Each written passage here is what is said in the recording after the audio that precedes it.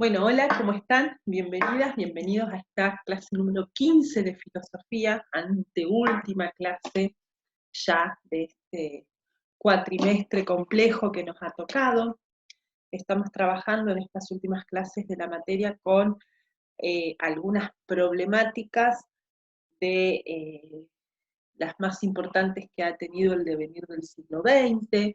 Comenzamos trabajando con el denominado giro lingüístico, sobre todo con la filosofía de Nietzsche, mencionamos también lo que fue el giro hermenéutico, trabajamos la problemática de la filosofía del lenguaje y cómo la filosofía del lenguaje determina en gran manera muchas de las cuestiones filosóficas del siglo XX. La semana pasada trabajamos con la corriente existencialista, que piensa de manera particular precisamente a la existencia humana, al ser humano. Trabajamos con la filosofía de Simone de Beauvoir, a partir de sus aportes precisamente desde la filosofía existencialista para pensar la cuestión de las mujeres y para pensar desde su lugar el feminismo. En la clase de hoy, y ya pensando como siempre en los temas que van a tener que considerar cuando rindan el final de esta materia, vamos a trabajar con uno de los problemas más fuertes, importantes y significativos de la filosofía del siglo XX, que es el problema de la política. Como sabrán, el siglo XX está atravesado por las dos guerras mundiales, está atravesado por discursos políticos provenientes de la modernidad que defienden la idea de derechos humanos, la idea de libertades, eh, que defienden la idea de dignidad humana, y sin embargo estos discursos convivieron y conviven en la actualidad incluso eh, con formas de gobierno y con prácticas políticas fuertemente autoritarias, fuertemente violentas. Las guerras mundiales, el régimen nazi, fueron como cuestiones muy significativas en el siglo XX que de alguna manera cuestionaron los presupuestos de la modernidad, esta idea moderna de que el avance científico y tecnológico iba a ser bueno en sí mismo, obviamente es fuertemente puesto sobre el tapete y repensado ante la evidencia de que los avances científicos y tecnológicos fueron usados también para construir bombas nucleares, para planificar científicamente el asesinato de grandes y grandes masas de personas, de millones de personas con bajos costos. Entonces todas estas cuestiones llevan a la filosofía del siglo XX a repensar la tradición política que nosotras durante el cuatrimestre estuvimos trabajando, primero en la antigüedad con Platón y Aristóteles, en la modernidad estuvimos viendo algo de las filosofías liberales, a quien tomamos como ejemplo a Locke, estuvimos viendo algo de las cuestiones también del contrato social, no solamente con Locke, sino también con Hobbes, y vimos la filosofía de Marx, que de alguna manera cuestiona muchos de estos presupuestos, sobre todo al capitalismo moderno. Para trabajar hoy con el tema que nos toca, vamos a tomar el pensamiento y los postulados de una filósofa que es Hannah Arendt. Por supuesto no fue la única que pensó en filosofía la cuestión de lo político, pero bueno, a alguien hay que elegir para trabajar y vamos a tomar a la filosofía de Hannah Arendt. Hannah Arendt, una filósofa alemana. En el texto de la clase tienen un breve resumen de su vida, que por ahí fue muy significativa. Por ahí yo aquí quiero destacar dos o tres datos no más significativos. Primero y principal, que Hannah Arendt era proveniente de una familia judía, ella se consideraba, se autopercibía como judía, lo cual le trajo problemáticas importantes con el régimen nazi, precisamente en el momento en que el régimen asume el poder en la Alemania de la época. Emigra de Alemania y termina viviendo en Estados Unidos, y desde Estados Unidos participó toda su vida en forma activa, ya terminada la Segunda Guerra Mundial, en la revisión y el análisis no solamente filosófico, de hecho ella no se consideraba a sí misma filósofa, sino también en el análisis político fundamentalmente de lo que fue el nazismo. Decíamos entonces que ella toma el problema de la política, pero puntualmente dentro de este tema tan grande que es la política, se va a centrar en el análisis y en el intento de comprensión de lo que ella llama totalitarismo. Vamos a comenzar entonces a preguntarnos qué es la política para esta autora. En la explicación que yo voy a hacer ahora voy a seguir la lógica del texto que tienen para leer, porque precisamente la lógica de este video, de esta explicación, es que les sirva como acompañamiento para leer el texto de esta semana. No olvidemos que este eje, que es la política, ella se realiza esta pregunta en un contexto fuertemente atravesado por el régimen nazi. Por lo tanto, a la hora de analizar las respuestas de Arendt, no hay que perder de vista que ella está pensando y está tratando de comprender un fenómeno tan complejo, tan difícil y tan fuerte como fue el régimen nazi, no solamente por la violencia que implicó ese régimen, sino también por el hecho de que había como mucha sorpresa, si se quiere, ¿no? Estaba el interrogante de cómo una sociedad pudo convivir con ese régimen, es decir, cómo una sociedad que se venía construyendo como una sociedad democrática, respetuosa de los derechos, que se venía desarrollando desde el lugar también de la educación, de la cultura, pudo avalar, aunque sea por omisión, el régimen nazi, ¿no? Cómo una sociedad pudo permitir el surgimiento de un régimen tan violento y tan autoritario como el nazismo.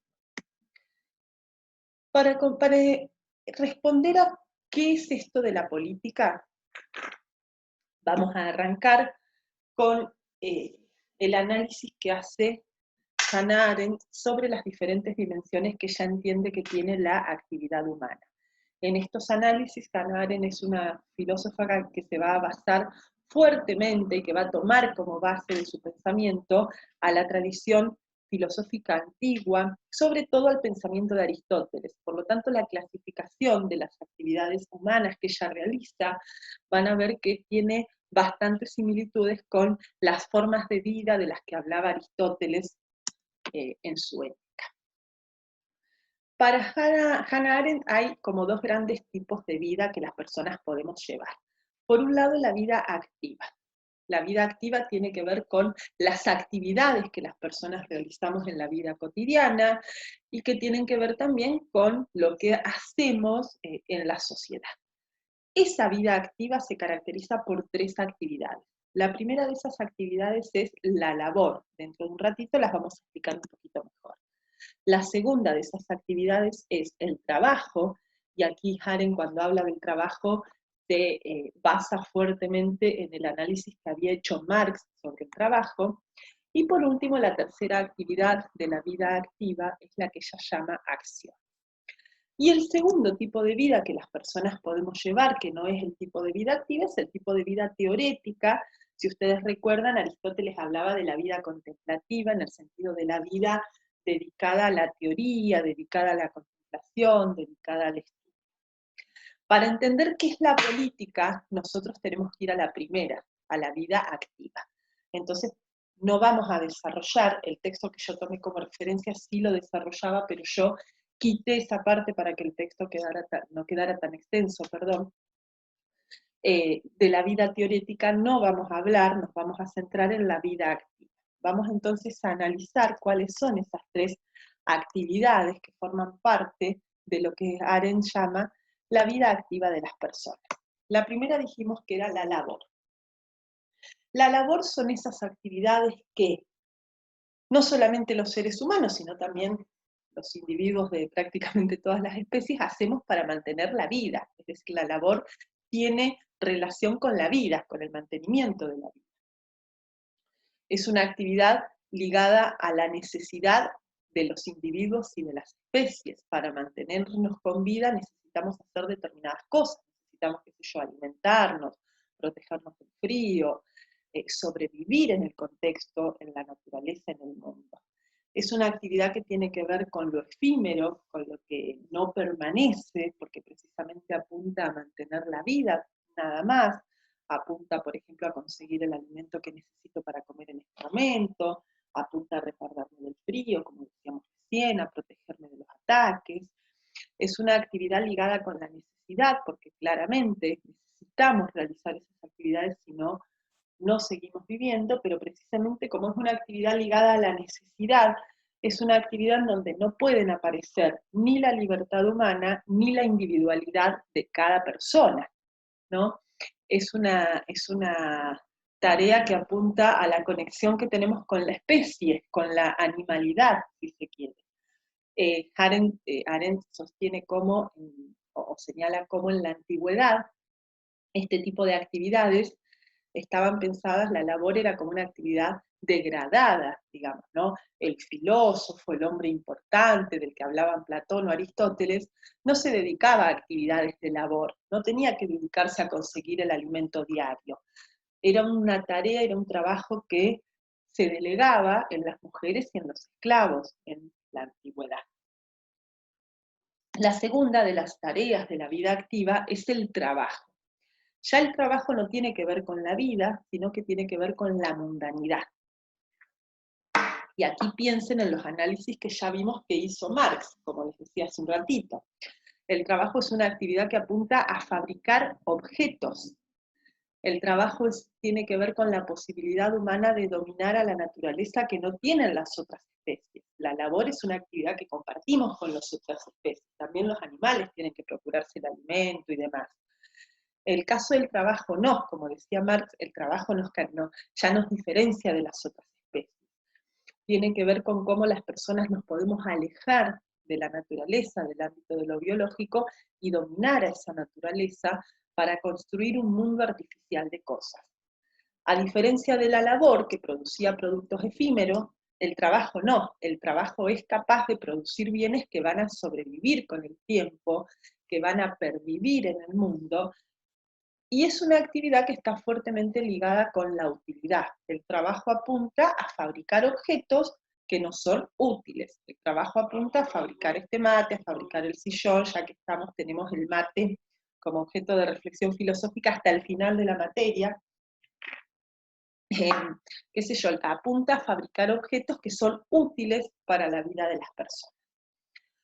Sin embargo, Arendt le realiza una crítica a Marx, y es la crítica de que lo propiamente humano no está verdaderamente en el trabajo.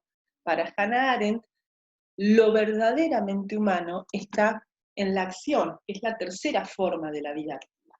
Ya el trabajo creaba la base para que se pueda producir, para que pueda aparecer la acción. De la acción vamos a hablar más profundamente, porque precisamente la acción es la actividad de la vida activa que permite la aparición de la política, que si recuerdan es la pregunta que nos hicimos. Estamos explicando todo esto para tratar de llegar a entender cómo entiende Hannah Arendt la política. Para ella, así como la labor tenía que ver con la vida y el trabajo con la mundanidad, la acción tiene que ver con la pluralidad. Es decir, la acción es la actividad que aparece cuando las personas no están fabricando objetos materiales para ser útiles, ni tampoco están procurando mantenerse con vida, sino que es el espacio que aparece cuando las personas, a través del discurso, a través del lenguaje, precisamente la filosofía del lenguaje dijimos que marca todo lo que es la filosofía del siglo XX, el lenguaje es el espacio de aparición también de la acción.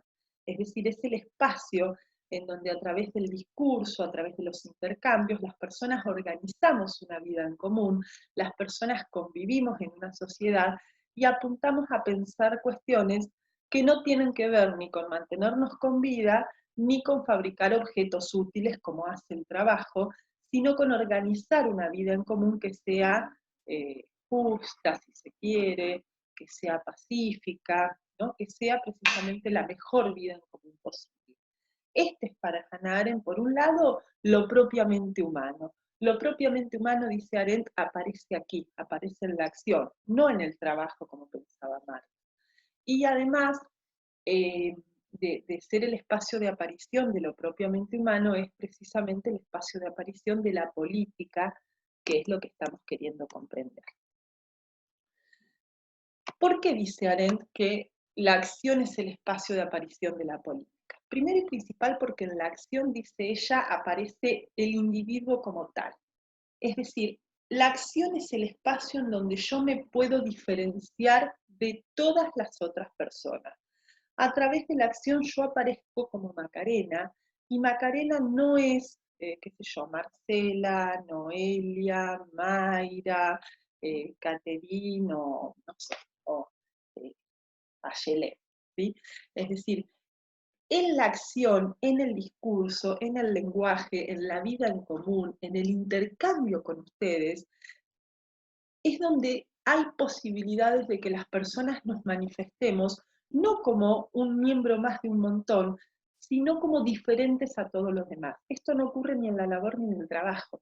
En la labor somos una especie sobreviviendo nada más, podríamos ser gusanos, qué sé yo, sobreviviendo. En el trabajo ya nos diferenciamos de las otras especies, pero también en definitiva eh,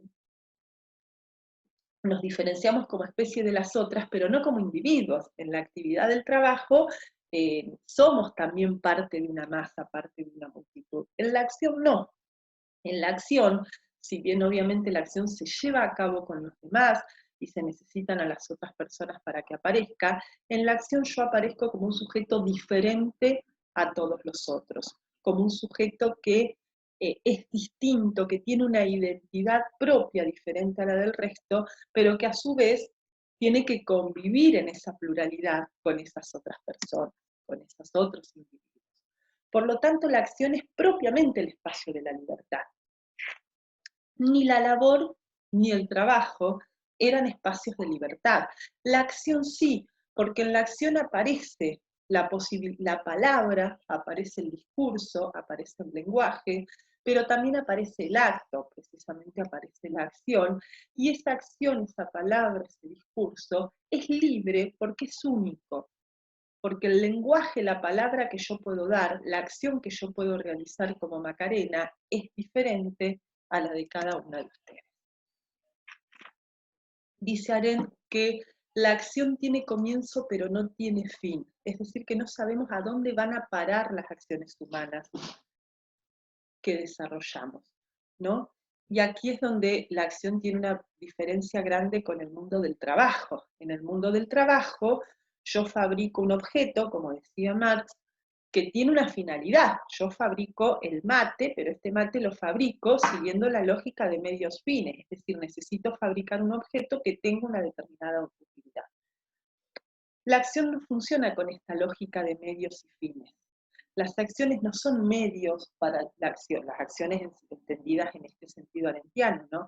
No son medios para obtener determinados fines, sino que al ser el espacio de aparición de lo propiamente humano, cada acción representa un acto único que no sigue la lógica de la causalidad. ¿Y por qué no sigue la lógica de la causalidad? Porque Arendt comparte el supuesto existencialista de Arendt, no estoy diciendo que era existencialista, pero estoy diciendo que comparte esta idea del existencialismo que nosotras estuvimos trabajando con Sartre y con Simone de Beauvoir, de que los seres humanos venimos al mundo sin una esencia. Precisamente la acción es posible porque los seres humanos no tenemos una existencia predeterminada, una esencia, perdón, predeterminada, por lo tanto los actos humanos pueden ir para cualquier lado.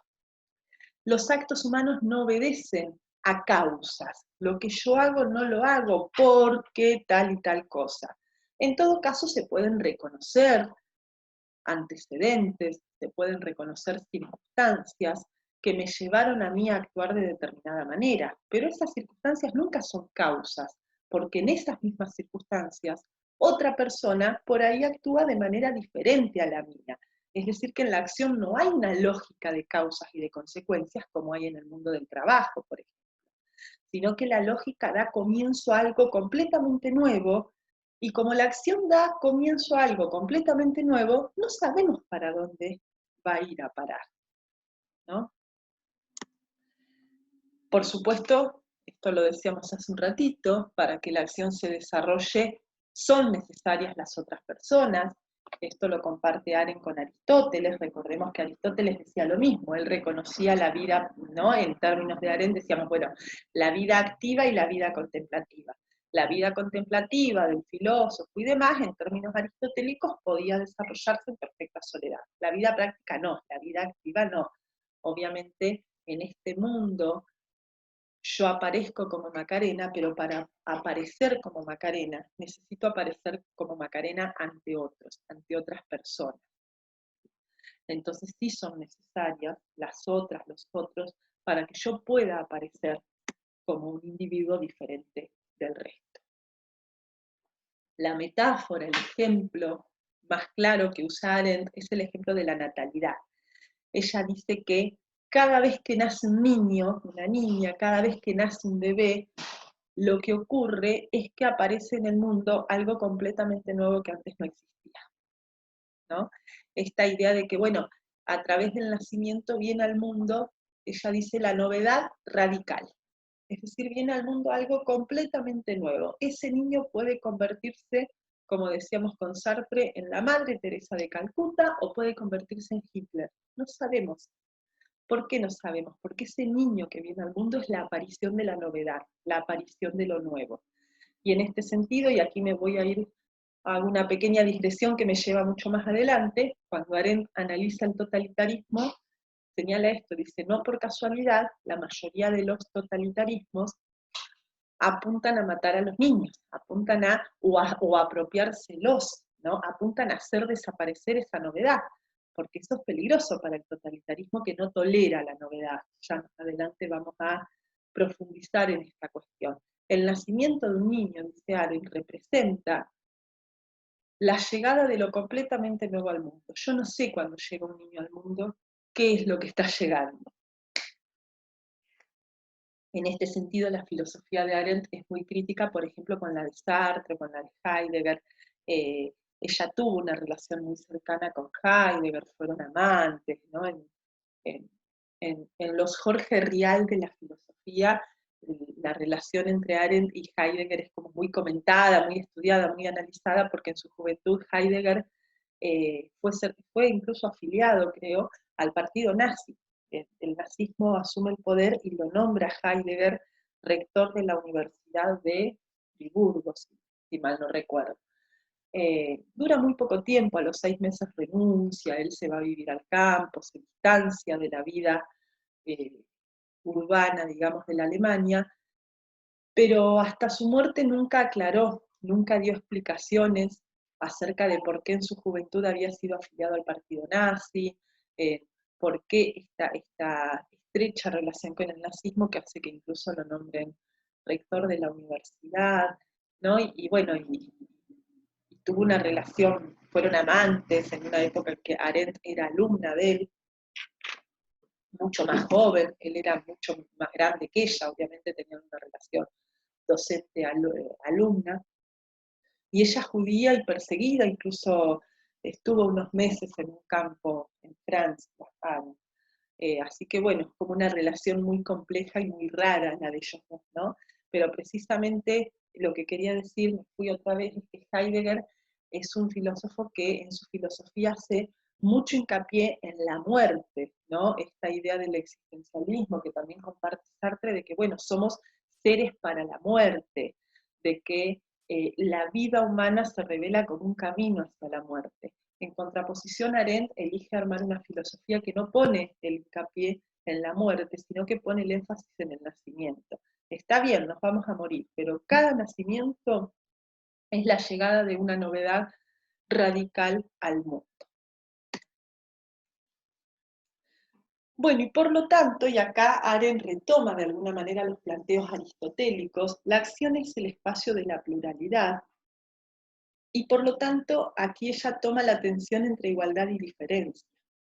Al principio dijimos que la aparición del individuo hace que en la acción yo aparezca como Macarena, diferente a todos y a todas ustedes. Y sin embargo, esa diferencia también se construye, y el espacio de la pluralidad que genera la acción construye una igualdad. Para poder manifestarme como Macarena, debo poder manifestarme libremente como Macarena, debo poder desarrollar mi vida como Macarena, y eso es posible en condiciones de igualdad. Arendt, igual que Aristóteles, va a creer que la igualdad no es una característica natural de los seres humanos, sino que es una construcción política. Arendt dice que, por nacimiento, las personas no somos iguales. Por supuesto, no se está refiriendo a lo mismo que se refería a Aristóteles. Aristóteles hablaba de que no somos iguales porque somos desiguales, porque hay quien nació para mandar y quien nació para obedecer. Nada de esto dice Arendt. Arendt dice, desde el nacimiento no somos iguales, sino diferentes. No hay dos personas iguales. La igualdad de las personas, que es una igualdad de derechos, que por supuesto es una igualdad que se plantea, sobre todo en los regímenes políticos contemporáneos desde el nacimiento, sí, es una construcción política, dice Arendt. No es algo que se cayó de un árbol como una manzana, no es algo que está de suyo en el mundo. De hecho, en el mundo durante muchísimos siglos las personas no fueron consideradas iguales sino desiguales. La igualdad es una construcción política que las personas tenemos que realizar en el contexto de la acción, precisamente, en el contexto de la convivencia. Por lo tanto, la acción es el espacio de aparición de la política en donde las personas podemos revelarnos al mismo tiempo como diferentes y como iguales. Y cuando Arendt habla de la política, está haciendo referencia al espacio público. Ya estuvimos viendo desde Aristóteles la diferencia entre espacios públicos a espacio privado. La política como espacio público, producto de la acción, es producto precisamente de estas dos cosas, no solo de la acción, sino también del discurso. El espacio de la política es un espacio que se genera gracias a los discursos, al intercambio humano y a las acciones de esas personas en el marco de la sociedad. Por eso, la acción y la política, dice Arendt, es el espacio de lo propiamente humano.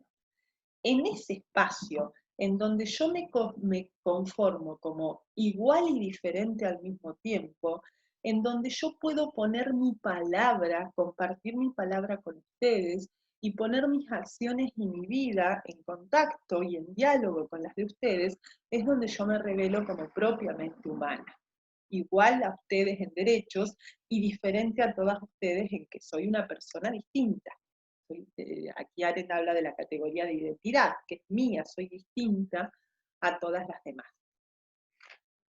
Por lo tanto, lo político va a ser el espacio en donde seres libres, porque precisamente la acción tiene que ver con la libertad, organizan la vida en común y la organizan a través del discurso. Fíjense qué parecidas estas ideas a la forma en que pensaban la política los antiguos griegos, donde había ciudadanos que organizaban la vida en común y escribían las leyes y las normas a partir del discurso. Además del espacio de acción de lo político, y esto ya lo venimos diciendo, la acción es el espacio de aparición de la libertad humana. Ya dijimos que en la acción yo aparezco, yo me muestro como lo que soy, y por lo tanto la acción tiene estas tres características. La acción para ser acción tiene que ser libre, es imprevisible y es irreversible. Por lo tanto, la acción es el espacio de aparición de la novedad, ¿no? En el espacio común de lo humano, la acción de cada persona es libre, porque cada persona manifiesta su individualidad en esa acción, es imprevisible porque no hay forma de predecir cómo va a actuar alguien, y es irreversible porque una vez que yo pongo mi palabra, una vez que yo hago algo en el mundo, no puedo volver atrás, no lo puedo deshacer. Me puedo arrepentir, puedo pedir perdón, pero no lo puedo deshacer, ¿no? Una vez que yo insulté a alguien, puedo pedirle perdón por ese insulto, pero ya lo insulté, no puedo deshacer esa acción, es irreversible. Cada nacimiento, decíamos, introduce una novedad en el mundo, precisamente por eso la acción es el espacio de la libertad. Y esa novedad que viene al mundo con cada nacimiento es también una ruptura con el pasado, es una ruptura con la tradición. Arendt tiene una manera muy particular también de pensar la historia humana. Para pensar la historia humana, dice Arendt, no sirve la idea de causas y consecuencias. ¿Vieron cuando nos hacen estudiar en historia las causas de la Segunda Guerra Mundial? No, dice Arendt, no son causas, porque con cada nacimiento hay una ruptura con el pasado y con la tradición, hay una novedad. Por lo tanto, como decíamos hace un rato, esos mismos hechos que llamamos causas podrían haber generado algo completamente distinto. Si la Segunda Guerra Mundial se produjo, no fue por todas las circunstancias anteriores que generaron como una especie de fuerza inevitable hacia la guerra. Fue porque hubo personas concretas que en ese momento y en esas circunstancias decidieron ir a la guerra. Con las mismas circunstancias, otras personas podrían haber decidido otra cosa. Precisamente hay una ruptura, ¿no?, con el pasado, con la tradición. La historia no puede ser pensada en forma lineal y en términos de causas y consecuencias. Esa acción que introduce lo nuevo en el mundo, que rompe con el pasado, ¿vieron cuántas veces decimos que se repiten los mismos errores en la historia, ¿no?, o en términos políticos? Precisamente Arendt dice, bueno, porque no pueden ser pensados los acontecimientos bajo esta lógica de causa y consecuencia. Lo público que aparece en el mundo, gracias a la acción humana, es público en dos sentidos. Por un lado, porque la acción es acción siempre y cuando tenga publicidad, en el sentido de que pueda ser vista y oída por los demás. La acción es siempre acción porque se manifiesta en un discurso. Si una acción no se manifestara en el discurso, si no pudiera ser vista y oída por otras personas, no sería pública, sería privada, ¿no? Precisamente la acción es pública en la medida en que es puesta a disposición de las otras personas y las otras personas pueden ver lo que yo pienso. Pero ¿cómo pueden ver ustedes lo que yo pienso? Porque se los digo, es decir, a través del discurso. Pero además lo público es público porque no solamente es visto y oído por ustedes, sino porque también se refiere al mundo que nos es en común a ustedes y a mí. Porque en lo público construimos un mundo compartido que no es un mundo mío y que yo simplemente pongo a la vista de ustedes, sino que es un mundo compartido por el yo y por las otras personas. Y en este sentido, Arendt retoma la distinción griega entre el ámbito público y el ámbito privado, ¿no? Arendt habla de que el ámbito privado es como el espacio en donde podemos de alguna manera protegernos de lo público, es donde se puede mantener lo que ella llama el secreto, pero la verdadera acción humana no se manifiesta en el ámbito privado, sino que se manifiesta en el ámbito público. No tiene gracia la acción si no va a ser mostrada, si no va a ser compartida con los demás. Y en este sentido, la acción es una responsabilidad meramente individual, ¿no? Arendt defiende en este sentido la ética como una cuestión propiamente individual. Cada uno de nosotros es absolutamente responsable de nuestras acciones, ¿no? Las circunstancias, como decíamos recién, me pueden llevar a actuar de innumerables maneras. Ahora, de la manera en que actúo yo, lo elegí yo. Por lo tanto, la acción, lo que pongo en el mundo a través de mi acción, es una responsabilidad pura y exclusivamente mía. Y esto nos da pie a pensar y a analizar la ética en Hannah Arendt. Hannah Arendt va a discutir sobre todo con la ética kantiana. Si ustedes recuerdan, la ética kantiana era una ética que se planteaba como universal, en donde las personas tenemos una supuesta conciencia moral, la conciencia moral que es una manifestación de la razón, que es universal y que nos permite a todas las personas distinguir qué es lo que está bien y qué es lo que está mal. Para Arendt no está esta razón universal que me dice a priori lo que está bien y lo que está mal, precisamente porque ella defiende la acción como espacio de libertad y de individualidad. ¿Quién decide qué está bien y qué está mal? No una conciencia moral, no un pepito grillo que yo tengo en mi razón, sino yo, Macarena, en la vida concreta, en las circunstancias particulares, y en esto Arendt se acerca nuevamente a Aristóteles, la idea de que no es una razón universal a priori que me permite distinguir el bien y el mal, sino que cada persona en su existencia concreta, en su vida concreta, con los demás, en ejercicio de su libertad, tiene la posibilidad de reconocer y de distinguir qué es lo que está bien y qué es lo que está mal. ¿Y cómo distinguimos eso? Lo distinguimos a través del pensamiento, pero el pensamiento de Hannah Arendt no es la razón kantiana. Hannah Arendt piensa el pensamiento en términos de lenguaje. Ella dice que el pensamiento no es nada más ni nada menos que un diálogo con uno mismo. ¿Cómo pensamos? ¿No? Cuando ustedes están ante una situación difícil y comienzan a pensar a ver qué hacer, ¿no? O cuando están, qué sé yo, estudiando y tienen, ¿cómo pensamos? Incluso cuando no estemos hablando con nadie, cuando estemos pensando para nosotras solas, pensamos a través del lenguaje. Nuestro pensamiento no se expresa de ninguna otra forma que no sea a través del lenguaje. Por lo tanto, para Arendt, el pensamiento, pensar, no es poner en práctica una razón universal con estructuras a priori, sino dialogar con uno mismo. Y en ese debate con uno mismo es donde se pone en juego la ética y es donde podemos reconocer qué está bien y qué está mal. Este imperativo categórico kantiano, dice Arendt, se da porque cada uno de nosotros nos ponemos a pensar en cada circunstancia y en ese pensamiento dialogamos con nosotras mismas y procuramos que ese diálogo no entre en contradicción, digamos, ¿no? Cuando en ese diálogo conmigo misma hay contradicción, ahí es donde hay, digamos, una muestra, una seña de que quizás también no estoy actuando. Ella señala en el texto que tienen para leer esta semanita, tienen un señalamiento acerca de cómo Arendt pensaba la importancia de educar a los nuevos ciudadanos en el ejercicio de este pensamiento y en el ejercicio de esta voluntad. Si el pensamiento no es una razón universal a priori, es porque se va construyendo y se va construyendo en el contexto y con los otros.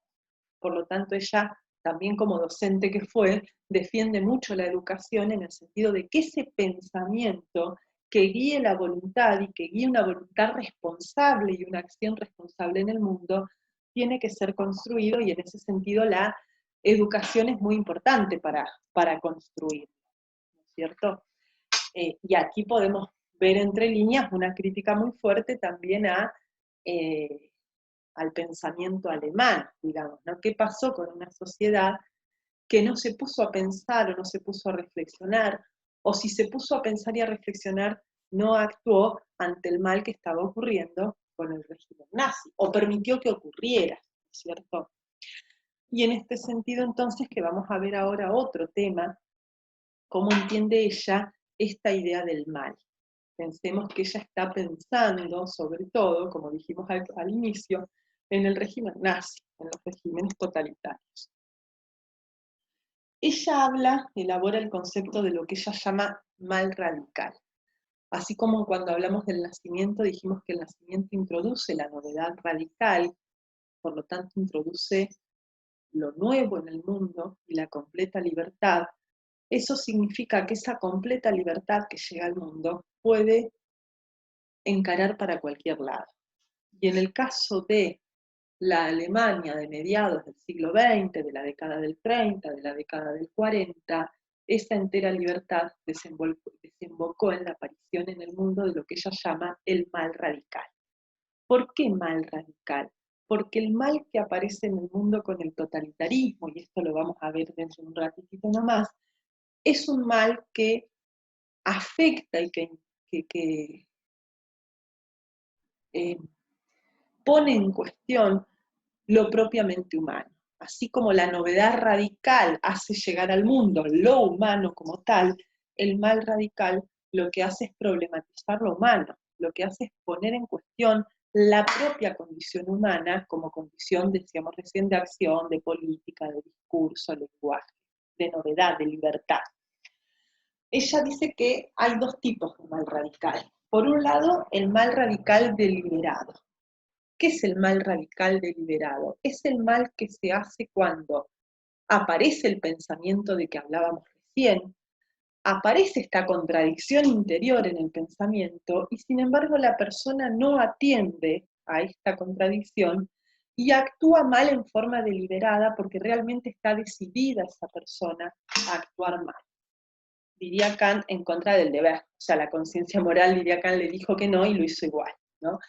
Arendt no habla en estos términos, sino es, bueno, había contradicción interior, esa persona tenía claro que estaba haciendo algo que de alguna manera hacía ruidos y sin embargo lo hizo porque tenía la intención deliberada y clara de actuar absolutamente mal. Ese mal deliberado puede ser el que hizo, dice Arendt, por ejemplo, un Hitler. Un Hitler en Alemania cometió un mal radical en forma deliberada, tenía un plan racional, planificado y claro para hacer el mal. Pero también está el otro mal, que digamos es el que la llevó a la fama, digamos, es el más importante, digamos, o el concepto que ella introduce y por el cual es muy comentada su filosofía, que es el mal banal. ¿Qué es el mal banal? Es el mal, dice Arendt, que hace una persona que no encuentra contradicción, es decir, no hay una deliberación. Arendt participó en Jerusalén en el año 61 de los juicios que se le hicieron a algunos criminales nazis, entre ellos el más importante fue Adolf Eichmann, creo que se pronuncia. Eichmann había sido responsable durante el nazismo de organizar los transportes en masa en los trenes de judíos y de organizar las cámaras de gas. Ustedes saben, metían a las personas en cámaras de gas, les abrían las duchas que en realidad eran duchas de gas y las mataban así. De esa forma podían asesinar a miles y miles de personas juntas con pocos costos. Esa planificación, esa tarea fue desarrollada, planificada y organizada en gran medida por Eichmann. Y sin embargo, en el juicio, ella, ¿qué es lo que encontraba? Que Eichmann era un buen tipo, digamos. ¿Qué quiero decir con un buen tipo? Era un buen padre de familia, era un buen vecino. El tipo no estaba pensando que estaba haciendo mal. No sentía ninguna culpa por haber asesinado a todas esas personas porque él pensaba su tarea como una tarea rutinaria, como el cumplimiento de órdenes, como algo que debía hacerse. Arendt dice, en el caso de Eichmann, no hay un mal radical deliberado, hay un mal banal, porque el tipo no se detuvo a pensar en lo que estaba haciendo. Precisamente por eso la importancia que decíamos recién de educar en el pensamiento y en el ejercicio de la voluntad. Él no encontraba contradicción, él entendía que tenía un jefe, que ese jefe era Hitler, que le daba órdenes y él las cumplía y las cumplía de forma burocrática sin sentarse a pensar en todo lo que eso implicaba. Ahí está una fotito de Eichmann declarando en uno de esos juicios. Precisamente el caso este es el que la lleva esta autora a plantear esta idea de la banalidad del mal. Es decir, el mal radical a veces puede adquirir esta forma banal, esta forma de rutina, ¿no? De cotidianeidad.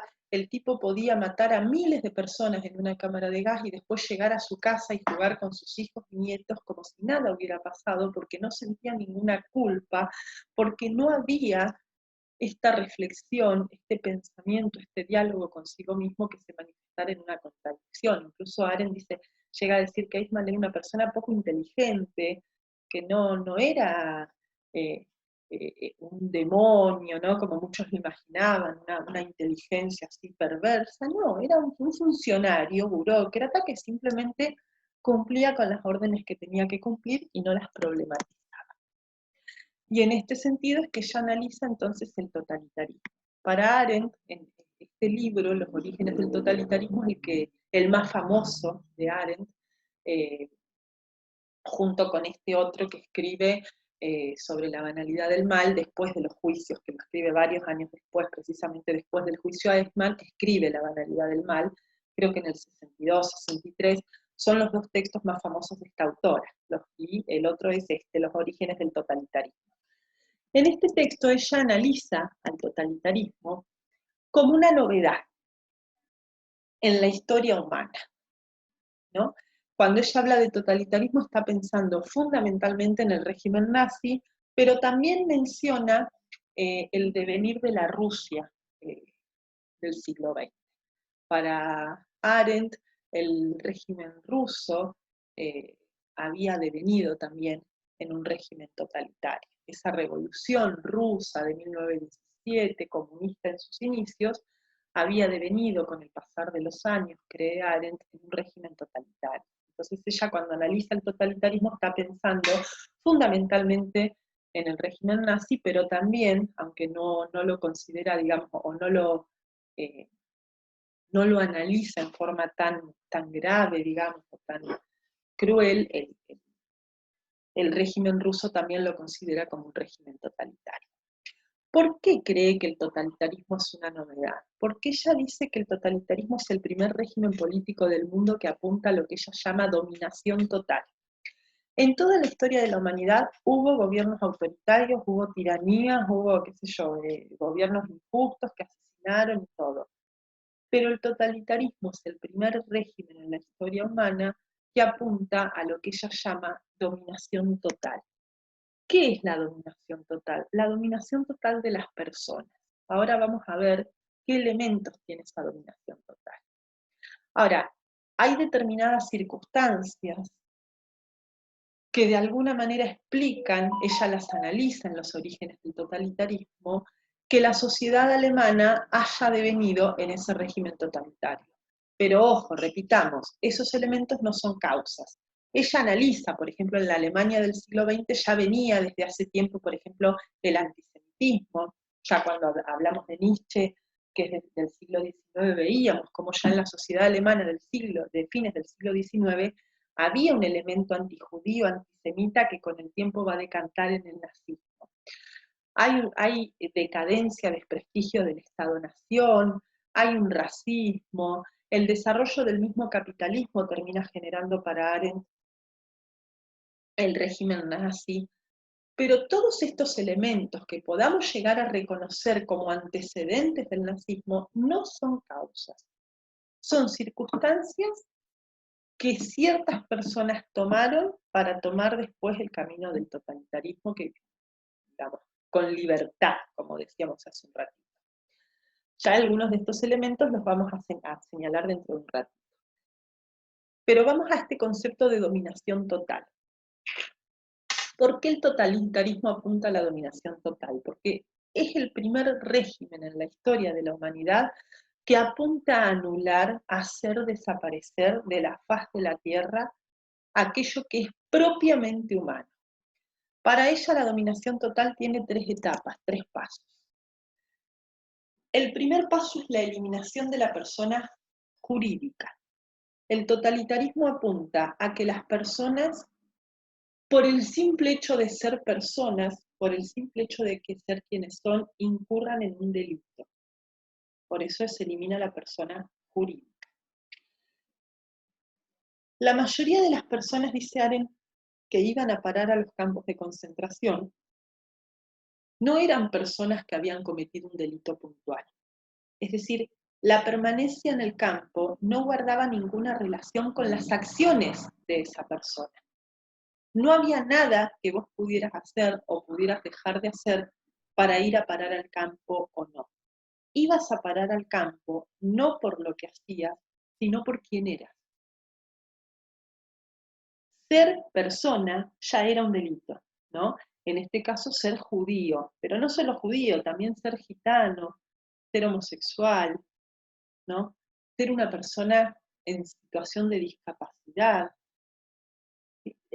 La simple condición de persona ya es un delito. Entonces ahí hay una eliminación de la persona jurídica, que hace que se bajen las defensas, porque vos no sabés, ¿no? Hay una imprevisibilidad total, nadie sabe quién puede ir a parar al campo y quién no. Porque no hay nada que yo haga o que pueda dejar de hacer que evite o genere el destino del campo de concentración. El segundo paso es la eliminación de la persona moral. La eliminación de la persona moral consiste en generar circunstancias que impidan a las personas actuar en forma moral. Recién decíamos que la acción es el espacio de aparición de la política, de la libertad, del discurso, del pensamiento. Y ese pensamiento es un pensamiento que delibera y que decide actuar bien o actuar mal. En el campo de concentración se las priva a las personas de la posibilidad de deliberación moral. El ejemplo más crudo de de este segundo paso es cuando los nazis ponían a los propios prisioneros judíos a decidir quiénes de sus compañeros iban a ir a parar a la cámara de gas. ¿Qué haces en esas circunstancias? ¿Qué es en esa circunstancia actuar bien? Decidas lo que decidas, estás actuando mal. Decidir mandar a una persona o a otra a la cámara es malo. Decidir ir vos también es malo porque no evita que tus compañeros también vayan. O sea, se pone a las personas en una situación de estar contra la espada y la pared, de tal manera que se les destruye la posibilidad de actuar bien, la posibilidad de ser sujetos morales, de ser humanos en definitiva. Y por último, y el tercer paso, es la eliminación de todo rastro de individualidad y de dignidad. Dijimos que la acción es el espacio de lo humano, de la singularidad.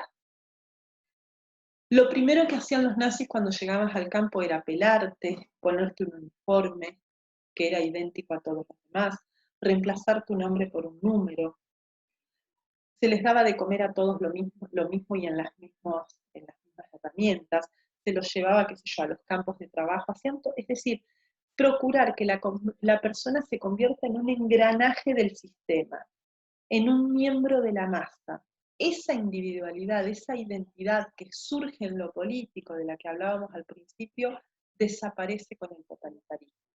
El ideal es que la persona sea intercambiable por cualquier otra, que sean todas idénticas, todas iguales, que no haya alguien que se diferencie de los demás. Tremendo. ¿Sí? Dice Arendt que la ideología totalitaria se presenta a sí misma en sus discursos cuando hablaban los dirigentes del partido como cumpliendo leyes suprahumanas, como cumpliendo el destino de lo humano. La ideología totalitaria, dice Arendt, apela a la naturaleza o a la historia para justificar sus actos, diciendo que no es que están asesinando a personas porque quieren asesinarlas, o que están obrando mal porque odian a los judíos, sino que la eliminación del pueblo judío es el cumplimiento natural e inevitable de la naturaleza o de la historia. Y en este sentido, para justificar teóricamente estas ideas, es que se apeló en muchas oportunidades a la filosofía de Nietzsche, a quien ya dijimos que todo esto le hubiera causado un horror tremendo. ¿No? Ellas dicen, bueno, no es que estamos eligiendo matar, sino que somos vías, medios para que la historia o la naturaleza cumpla su destino, que es purificar la raza humana, y para purificar la raza humana hay que liberarla, hay que eliminar sus elementos impuros, en este caso el pueblo judío, pero no solo el pueblo judío. De esta manera, la ideología totalitaria se presenta ante la sociedad alemana y del mundo y de Europa como un relato que por un lado explica todo el pasado, es decir, todo lo que pasó en la historia hasta ahora tenía como destino inevitable la llegada del régimen nazi. Pero además, este régimen logra anticipar el futuro, porque a partir de lo que estamos haciendo ahora, van a ver que vamos a tener una humanidad mejor, porque la raza humana se va a ver liberado y se va a ver purificado de todos esos elementos podridos que están encarnados en el pueblo judío, gitano, lo que sea. De esta manera, fíjense cómo la ideología totalitaria niega la acción humana, niega la novedad, niega la libertad. Se elimina la pluralidad, se elimina la espontaneidad, se eliminan esas tres características que veíamos que tenían las acciones: libertad, imprevisibilidad, irreversibilidad. Se niega, ¿no? Entonces se empieza a pensar el individuo como un engranaje más, es decir, este sistema que se reproducía en los campos de concentración que vimos recién, donde se eliminaba a la persona jurídica, moral y a la individualidad, se reproduce en toda la sociedad alemana. También la sociedad alemana se convierte en parte de un engranaje en donde las personas simplemente cumplen su rol y renuncian a toda posibilidad de acción. La vida adentro del campo de concentración es pensada para Arendt como el ideal de la sociedad a la que el sistema totalitario aspira. Incluso el mismo líder Arendt dice que ni siquiera un Hitler puede ser pensado en forma diferente. También el líder es pensado como parte del engranaje. Tampoco el líder se piensa a sí mismo como alguien libre, como alguien que está poniendo en marcha una acción en el mundo, ¿no? El líder se piensa a sí mismo como una vía, como un medio, como alguien a quien el destino quiso poner ahí para cumplir ese fin inevitable de la historia, que es la pureza de la raza humana. De esta manera, la ideología totalitaria elimina todo el componente político, todo lo que dijimos recién de la política, que era espacio de lo plural, de la diferencia, de, qué sé yo, de la igualdad política, del discurso, desaparece. Por eso la ideología totalitaria, el totalitarismo apunta a la dominación total, porque apunta a la desaparición de todo lo humano como tal y consecuentemente también de la política. Para Arendt, esta situación del totalitarismo tiene que ver, como dijimos recién, con algunos elementos que ya estaban presentes en la sociedad de la modernidad. La sociedad capitalista de la modernidad, a la que no vamos a analizar otra vez porque ya la vimos en la unidad 3, deviene en lo que Arendt llama una sociedad de masas, esta sociedad industrializada, propia del capitalismo de la primera mitad del siglo XX y fines del siglo XIX, con un desarrollo tecnológico industrial muy importante, donde la mayoría de las personas devienen obreras, proletarios, diría Marx, en estas instituciones propias del sistema capitalista. En esa sociedad de masas, lo que ocurrió fue que cada vez más el trabajo tuvo mayor importancia. Si volvemos para atrás, recordemos que las tres tareas, las tres actividades de la vida activa eran labor, trabajo y acción. En la sociedad de masas, las personas fuimos descuidando la acción y nos fuimos volviendo meros trabajadores.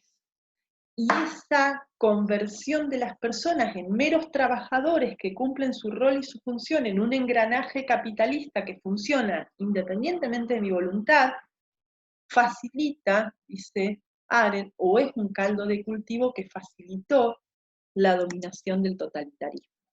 En esa sociedad de masas hay una alienación del mundo humano, porque el trabajo en la fábrica me aliena en el sentido marxista, en el sentido de que, como decíamos, no está mi creatividad, no está mi individualidad, no está mi singularidad, sino que mi trabajo en la fábrica es un engranaje más entre otros que son más o menos o casi iguales.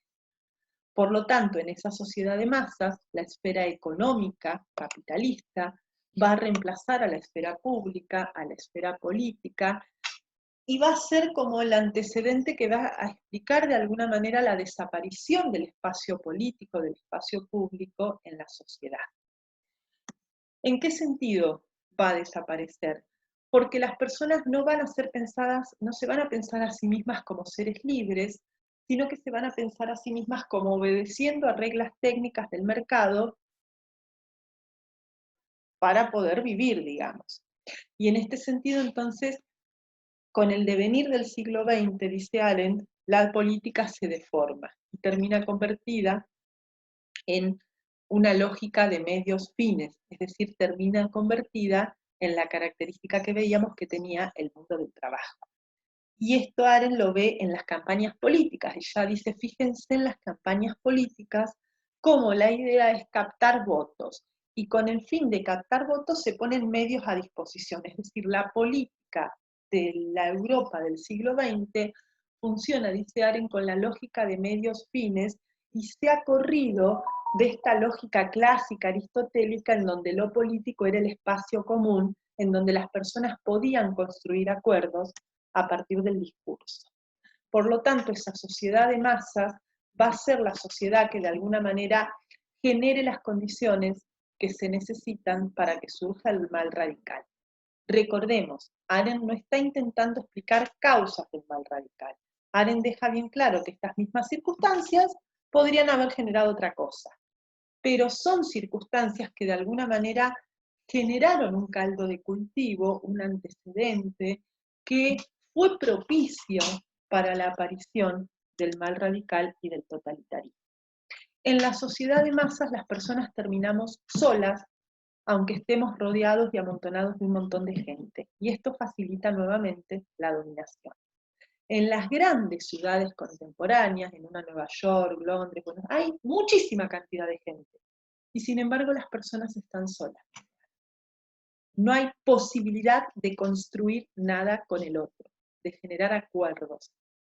Por lo tanto, las personas de estas sociedades nos hemos convertido en engranajes de la máquina capitalista que funcionamos, como el cortometraje que tenían para analizar de Marx, hacemos nuestra rutina, llegamos a nuestra casa, nos acostamos a dormir y no nos detenemos a reflexionar sobre lo que ocurre en ese proceso.